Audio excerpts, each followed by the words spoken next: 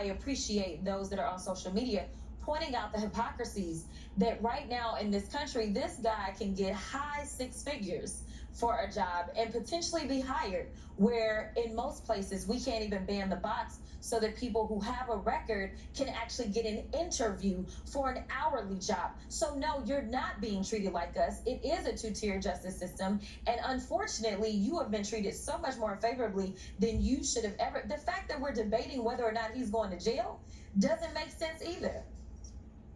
When you hear your colleagues talk like Ronnie Jackson, he's a colleague of yours, in the same... Thank you for reminding me. Well, he's in the state delegation as you are. Basically saying, look, explicitly, we have to go after... There's two ways to interpret it. This is what an old coach of mine would call down the block tough, right? Like, after someone walks away, be like, yeah, what? There's like a little bit of that. And there's a lot. J.D. Vance is like the most down the block tough person I've ever seen in my life, in public life. So there's a lot of that. But there's also, listen to what they're saying. Which of those two do you sort of find yourself pulled towards?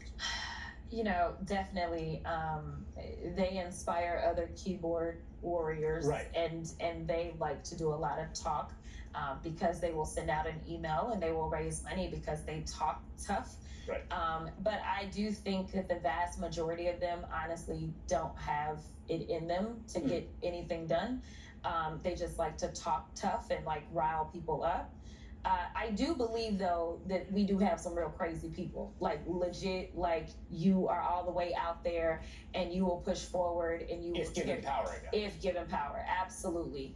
And I also think that even if some of those are kind of more talkers, they're followers. And that's also scary because that's what we've seen is that MAGA will take the lead and they're like, we can't get caught slipping. Like, we got to go ahead and go along with the show, but they're going reluctantly. You have very few that actually push back. I always bring Ken Buck up because Ken Buck is Freedom Caucus. The Freedom Caucus guy said, you guys are crazy, I'm out. Not the moderate Republican, the Freedom Caucus guy. But he absolutely believes in our institutions, and that's what we're missing right now. Congresswoman Jasmine Crockett of Texas, thank you very much. Appreciate it. Thank you.